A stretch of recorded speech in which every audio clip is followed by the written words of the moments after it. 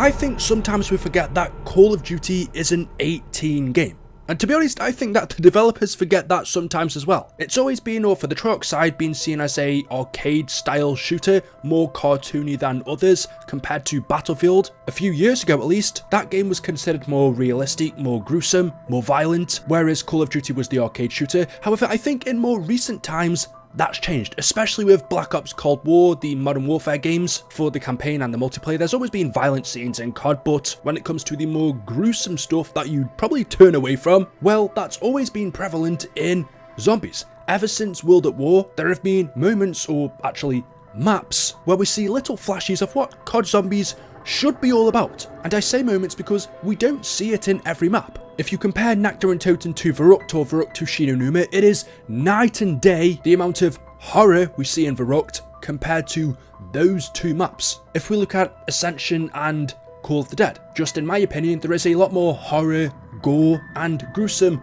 things that you'll be able to find around the map in Ascension compared to Call of the Dead. So each Zombies map has its own level of violence, but people would argue back in the early days, World at War, BO1, and perhaps Black Ops 2 as well, all of these different elements that I'm describing were easy to find, whereas in more recent times, that's probably been turned down, but I would argue against that. Just as I said how it's different in each map, it's still the same now, but there's no arguing that the early days of Zombies went on a good run. Take Verrückt for example. This map was a mental asylum that was taken over by Group 935, and as a result of that, if you just walk around, you will see horror around every corner. The dentist chair, with blood splattered not only all over it, but on the floor, the walls, and if you go up to it and press the interactive button, you will hear a person screaming. It would be difficult to imagine the horrors that went down here, even without the sound effects, confirming that. We know the kind of experiments that Group 935 did to people, especially Richthofen, removing people's spleens. If you go into the room next door, you see a mortuary or a morgue with blood splattered all over the place and dead bodies inside of them, and again, if you go up to one of them and press the interactive button, you will hear a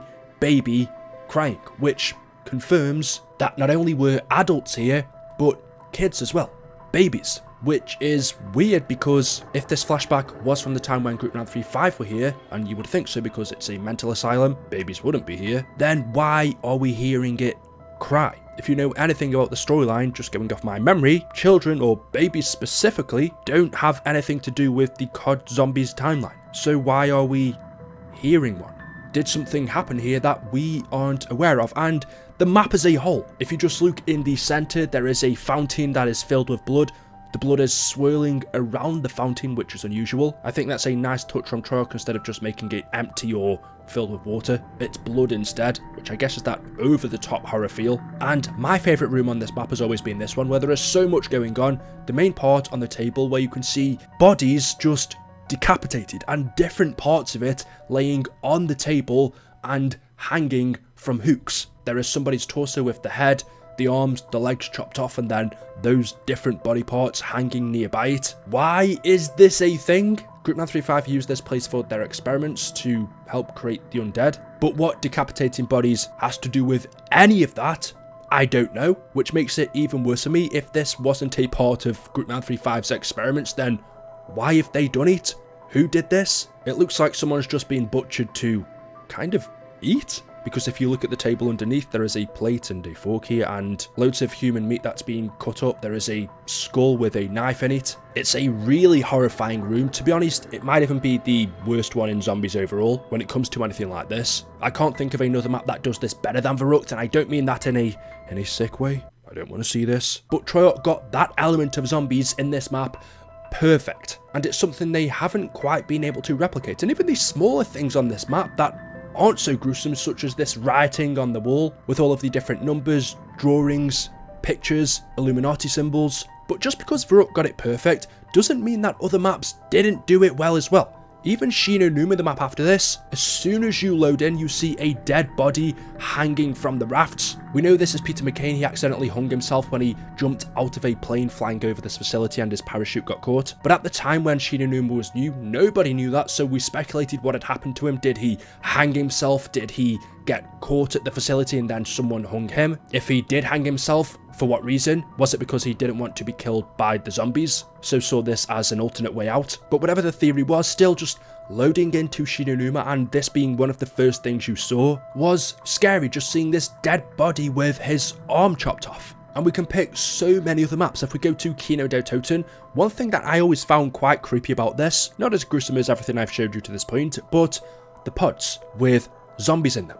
Imagining Group 935 stuffing these people, or well, they're now zombies, into these tiny pods, cramping their bodies into this small space to be shipped off. That idea, the claustrophobia, is just getting to me right now. But knowing what Group 935 did here, this was the primary place where Maxis created the undead, and then actually seeing the end process of them placing them into these pods, and I guess we're about to ship them off, is a different kind of horror. The map after Kino was Ascension, one of my favourite, that sounds so weird, one of my least favourite but gruesome moments you will find on this map is this right here with the monkey dead with all pins inside of it, and then the tools that have been used to kill it and experiment on it right next to it. We know in Ascension, these monkeys were used by the Ascension group, Gersh and Yuri, to send into space, which is why we have these space monkeys on Ascension. They get sent to outer space on lunar landers, become infected by 115, and then come crashing back down to Earth where they attack us. But just seeing this tiny little dead monkey with blood absolutely everywhere, being experimented on by this group, more so when you know the backstory of this, is horrible. And there are so many moments like this throughout the older days of zombies that remind you of what zombies is deep down. You could say maybe it's lost this over time, which I couldn't argue against, but that doesn't mean it's not still there. Even in the newer games, Black Ops Cold War, in Die Maschine you will find dead bodies lying around. In Forsaken, as a part of the main Easter egg, you will arrive upon this scene where you see our 4 main characters, Carver, Gray, Strauss and Weaver, dead with blood splattered absolutely everywhere. No one escapes alive written on the wall. This is something you wouldn't be surprised at seeing in the earlier days of zombies. And even in the maps before this, Firebase C, again as a part of that main Easter egg, you find a dead body lying up against a truck, and if you go up to it and press the interactive button, this happens. In the land of the blind.